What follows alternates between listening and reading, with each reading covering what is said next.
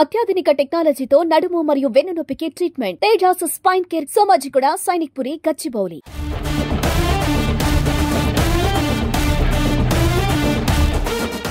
IPL 2025 సీజన్లో చిచ్చర పిడుగులా దూసుకొచ్చాడు వైభవ్ సూర్యవంశీ.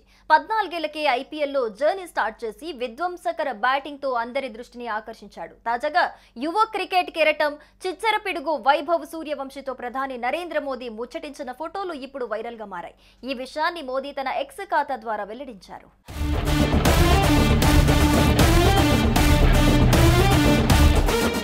ప్రధాని నరేంద్ర మోదీ బీహార్ పర్యటనలో భాగంగా పాట్నా ఎయిర్పోర్టులో వైభవ్ సూర్యవంశీతో కలిసి సరదాగా మాట్లాడారు. తొలుత వైభవ్ సూర్యవంశీని ఆప్యాయంగా పలకరించిన మోదీ క్రికెట్ కు సంబంధించిన విషయాలను ఆసక్తిగా అడిగి తెలుసుకున్నారు. పాట్నా ఎయిర్పోర్టులో మోదీని కుటుంబ సభ్యుల సమక్షంలో వైభవ్ సూర్యవంశీ కలిశారు. ఈ విషయాన్ని తన సోషల్ మీడియా అకౌంట్ ఎక్స్ ద్వారా వెల్లడించారు మోదీ. వైభవ్ సూర్యవంశీ భవిష్యత్ ప్రయత్నాలన్నీ విజయవంతం కావాలని మనస్ఫూర్తిగా కోరుకుంటున్నాను.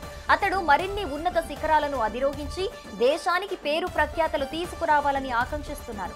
నా ఆశీస్సులు అతడికి ఎప్పుడూ ఉంటాయని మోదీ పేర్కొన్నారు.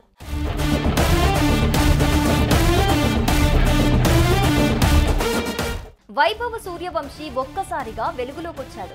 ఐపీఎల్లో అరంగేట్రం ద్వారా సంచలన బ్యాటింగ్ తో మెరుపులు మెరిపిస్తున్న 14 ఏళ్ల వైభవ్ సూర్యవంశీ ఒక్కసారిగా స్టార్డమ్ తెచ్చుకున్నాడు.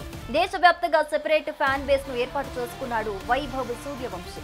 ఇటీవల సూర్యవంశీ ప్రతిభను బీహార్ ముఖ్యమంత్రి నితీష్ కుమార్ ప్రశంసించారు. సూర్యవంశీకి 10 లక్షల నగదు బహుమతిని కూడా ప్రకటించారు. ఇక మరోవైపు వచ్చే నెలలో ఇంగ్లాండ్ లో పర్యటించే ఇండియా అండర్-19 జట్టులో వైభవ్ సూర్యవంశీకి అవకాశం దక్కడం విశేషం. ఇక రాజస్థాన్ రాయల్స్ ఆటగాడైన వైభవ్ సూర్యవంశీ తన తొలి సీజన్లోనే అద్దరగొట్టాడు. కేవలం 7 మ్యాచుల్లోనే 252 పరుగులు తీసి ఔరా అనిపించాడు. ఇందులో ఓ రికార్డు సెంచరీ కూడా ఉంది. జైపూర్ వేదికగా గుజరాత్ టైటాన్స్ మీద కేవలం 35 బంతుల్లోనే శతకం సాధించాడు. ఐపీఎల్ చరిత్రలో అత్యంత వేగవంతమైన 2వ సెంచరీ బాదిన క్రికెటర్ గా అతి చిన్న వయస్కుడిగా కూడా రికార్డులు నెలకొల్పాడు. ఆ మ్యాచ్ లో మొత్తంగా 38 బంతుల్లో 101 పరుగులు చేశాడు.